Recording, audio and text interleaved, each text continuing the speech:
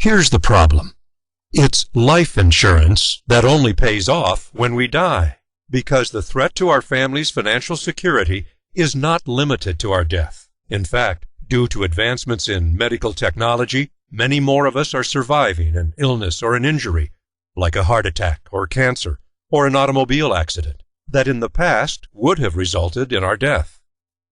And surviving an accident or critical illness now creates new threats to our financial security, like major expenses that our health insurance doesn't cover, including deductibles and co-payments, or fees and charges for physicians, clinics, or treatment centers that are not within our healthcare network, or unconventional therapies, or experimental procedures not yet approved by the FDA, or extensive convalescence, or home nursing care, or assistance with housekeeping, cooking, and child care, or the loss of our monthly income while we recuperate from surgery, or struggle through chemotherapy and radiation treatments.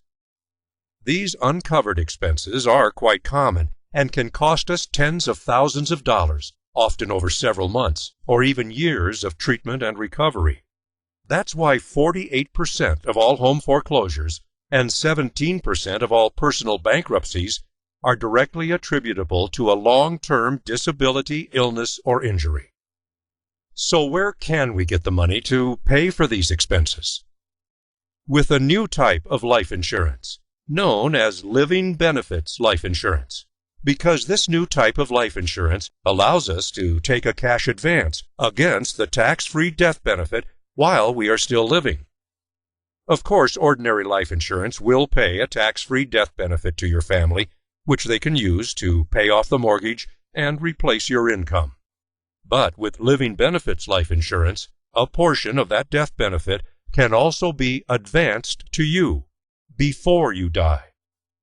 Eligible conditions for a cash advance will vary by coverage provisions, but typically include the diagnosis of a critical condition, such as invasive or malignant cancer, heart attack or stroke, kidney or liver failure, blindness or paralysis, or the need for life support or an organ transplant, or the inability to perform normal daily living activities, such as bathing, dressing, or feeding oneself, or a terminal illness with less than 24 months to live, and permanent confinement to a nursing home or hospice care facility. What's more, when you need money to pay for college or weddings or your own retirement, you can also take out low-interest tax-free loans secured by the equity or cash value of your insurance. And these loans will be automatically paid off with the tax-free death benefit when the contract terminates at the end of your life, essentially advancing you a portion of the death benefit while you are still living. That's why it's called living benefits life insurance. Of course, whatever you take out while you are alive will reduce the death benefit left to your family. But with living benefits life insurance, you can now stop thinking of life insurance as death insurance.